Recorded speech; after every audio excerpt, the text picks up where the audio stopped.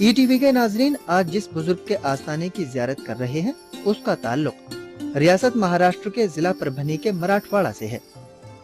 روایت ہے کہ حضرت نظام الدین اولیاء کے حکم پر عہد تغلق میں دہلی سے بزرگان دین کی 1400 پالکیاں دکن کو روانہ ہوئی تھیں۔ ان میں حضرت سید شاہ تراب الحق رحمۃ اللہ علیہ بھی موجود تھے۔ صوفیاء کا یہ کارواں جب دہلی سے دکن کو روانہ ہوا تو اپنے ساتھ انسان دوستی، بھائی چارے اور رواداری کا پیغام لے کر چلا، اور باد صبا کی مانند دلوں کو ٹھنڈک پہنچاتے ہوئے بند دریچوں کو کھولا۔ حضرت سید شاہ تراب الحق رحمۃ اللہ علیہ کی ولادت باسعادت خراسان میں ہوئی۔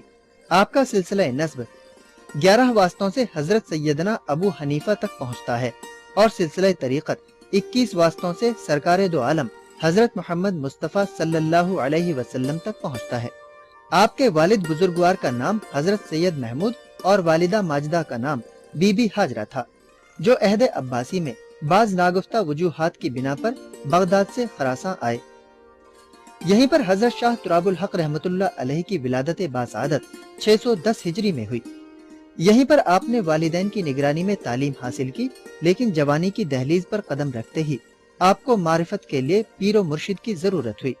چنانچہ اس عہد میں حضرت نظام الدین اولیاء کی بزرگی اور علمیت کا شہرہ ہندوستان کی سرحدوں سے باہر نکل چکا تھا۔ حضرت سید شاہ تراب الحق رحمۃ اللہ علیہ نے پیر و مرشد سے ملنے کے لیے ہندوستان کا قصد کیا، اور خراساں سے نکل کر پہلے چشت آئے، اور ایک چلہ کرنے کے بعد آپ نے پاک پٹن کا رخ کیا۔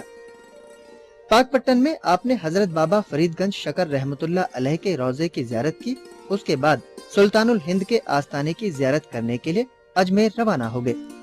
1 ماہ کے مشکل سفر کے بعد آپ اجمیر پہنچے، اور یہاں سلطان الہند کے آستانے پر حاضری دینے کے بعد اجمیر کے ممتاز بزرگان دین سے ملاقات کی اور دہلی روانہ ہو گئے۔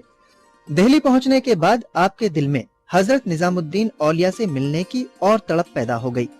بتایا جاتا ہے کہ آپ نے حضرت نظام الدین اولیاء کے مرید اور خلیفہ حضرت برہان الدین غریب رحمۃ اللہ علیہ سے ملاقات، اور ان کے توسط سے حضرت نظام الدین اولیاء سے ملاقات کی، اور آپ اس چوکھٹ سے ہمیشہ کے لیے وابستہ ہو گئے۔ عہد تغلق میں حضرت نظام الدین اولیاء نے جب حضرت برہان الدین غریب کو اپنے ساتھ سارے مریدوں اور خلفاء کو لے جانے کا حکم دیا تو آپ بھی بزرگان دین کی 1400 پالکیوں کے ساتھ دکن روانہ ہو گئے۔ حضرت سید شاہ تراب الحق رحمۃ اللہ علیہ نے دکن کے مختلف مقامات کی سیاحت کے بعد پربھنی میں سکونت اختیار کی تھی۔ آپ کرناٹک، حیدرآباد، جالنا اور پاتری میں بھی قیام پذیر رہے ہیں۔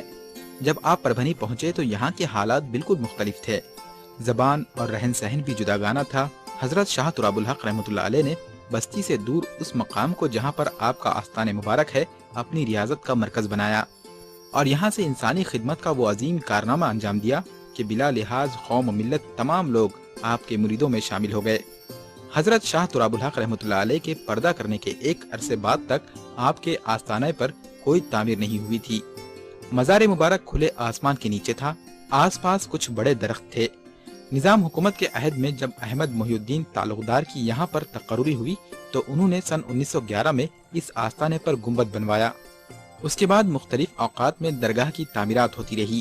یہی وجہ ہے کہ اس آستانے میں ہمیں ایک ساتھ کئی تہذیبوں کے فن تعمیر کے نقوش دیکھنے کو ملتے ہیں۔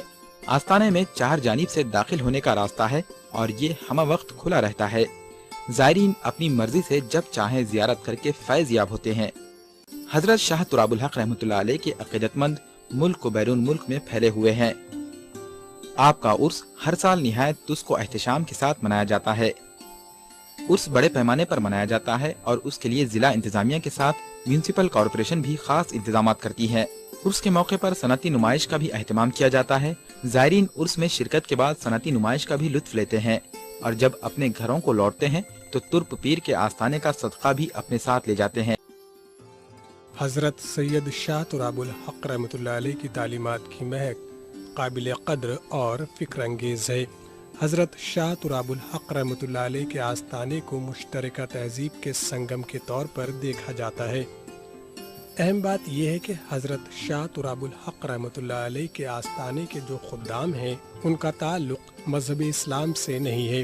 اس کی وجہ یہ ہے کہ جس وقت آپ پربھنی میں اس مقام پر جہاں آپ کا آستانہ ہے قیام پذیر تھے، यहाँ मराठों के कुछ खानदान मौजूद थे। इन्हीं खानदानों में एक खानदान रेंगे पाटिल का था। इस खानदान के अफराद ने आपकी दिलोजान से खिदमत की और जब आपने इस दुनिया से पर्दा किया तो आपके आस्थाने की खिदमत इसी खानदान के हिस्से में आई।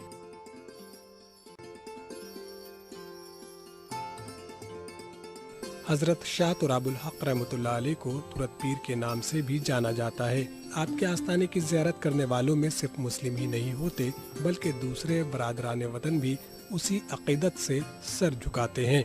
दिलचस्प बात यह है कि आस्थाने आलिया के उर्स के मौके पर महकमे पुलिस के लोग यहाँ पर ड्यूटी लगवाने को अपनी सादत में शामिल करते हैं।